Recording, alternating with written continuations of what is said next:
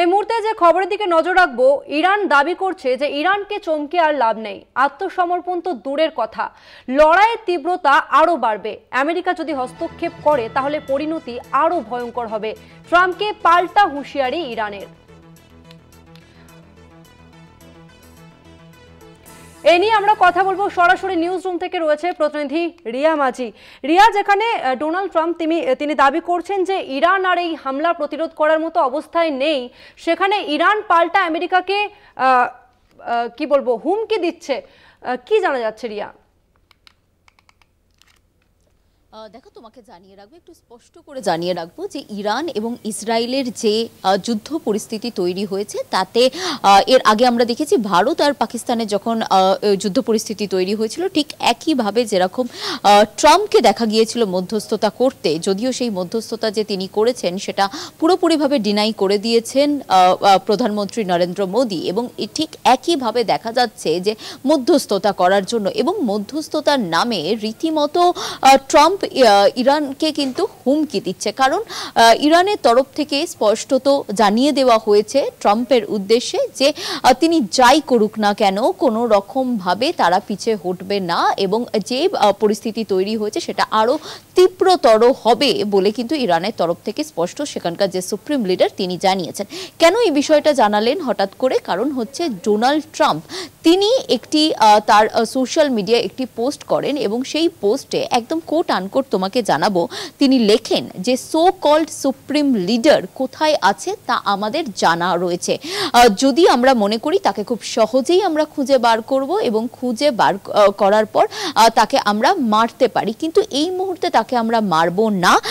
কারণ হচ্ছে যে কারণ যদি মার্কিন নাগরিক বা সেনাদের উপরে হামলা হয় তবেই আমরা তাকে মারবো, ছেড়ে কথা বলবো না ইরানকে, বলে এমন একটি পোস্ট করে ডোনাল্ড ট্রাম্প। এবং তারপরেই তার সেই পোস্টের পরেই কিন্তু তিনি হুঁশিয়ারি দেয় ইরানকে যে আনকন্ডিশনাল সারেন্ডার, একদম বোল্ডে লিখে তিনি বলেন যে আনকন্ডিশনাল সারেন্ডার। এবং এখানেই প্রশ্ন উঠছে যে ট্রাম্প তিনি বলছেন ইরানকে যে নিঃস্বার্থভাবে আনকন্ডিশনাল সারেন্ডার, এবং যে এই যে নিঃস্বার্থ সমর্পণ করার কথা বলছে ট্রাম্প, এবং এই যে বিষয় তারপরেই কিন্তু যেটা দেখা যাচ্ছে যে ইরানের তরফ থেকে যিনি সুপ্রিম লিডার রয়েছেন আয়াতুল্লাহ আলী খামেনি,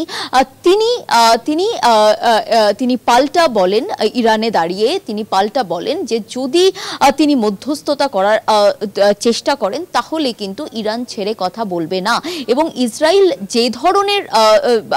যে ধরনের হামলা চালিয়েছে সেই হামলা কিন্তু কোনোভাবেই কাম্য নয়, এবং তার খুব যেটা জানায় একদম কোট আনকোট তোমাকে জানিয়ে রাখবো যে ইসরায়েল যে হামলা চালিয়েছে সেটা সব থেকে বড় ভুল করেছে, এমনটাই কিন্তু খামেনি তিনি জানান।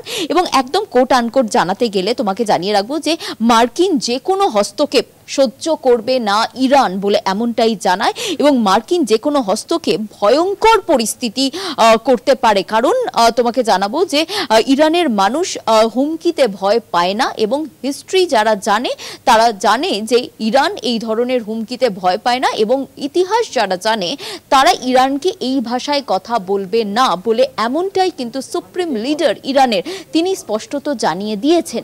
এবং সেখান থেকে দাঁড়িয়েই যে যুদ্ধ পরিস্থিতি তৈরি হয়েছে সেই যুদ্ধ পরিস্থিতি জারি রাখবে ইরান, এবং ইসরায়েল যদি তাদের উপরে হামলা চালায় তাহলে পাল্টা হামলা চালাবে ইরান বলে এমনটাই কিন্তু স্পষ্টত জানানো হয়েছে। অর্থাৎ ডোনাল্ড ট্রাম্প তিনি যে মধ্যস্থতার বসে যে তিনি লাগাতার হুমকি দিয়ে যাচ্ছে ইরানকে, এই বিষয়টা কিন্তু ইরান ভালো চোখে নিচ্ছে না বা মেনে নেবে না, সেই বিষয়টা কিন্তু কার্যত ইরান স্পষ্ট করে দিয়েছে। কারণ আমরা দেখেছি এর আগে যখন কয়েকদিনের ঘটনা, যখন পাকিস্তান এবং ইন্ডিয়ার মধ্যে যখন যুদ্ধ পরিস্থিতি তৈরি হয়েছিল তখন কিন্তু ট্রাম্প তিনি দাবি করেছিলেন যে তিনি মধ্যস্থতা করেছেন, এবং মধ্যস্থতা করে ইন্ডিয়া এবং পাকিস্তানের যে ওয়ার সেটাকে যুদ্ধকালীন যে পরিস্থিতি সেটাকে স্টপ করিয়েছে, এবং রীতিমতো ক্রেডিট নিয়েছিলেন ডোনাল্ড ট্রাম্প। এবং ঠিক তার পরপরই যখন ইসরায়েল ইরানের ওপরে হামলা চালায় এবং পাল্টা হামলা চালায় ইরান।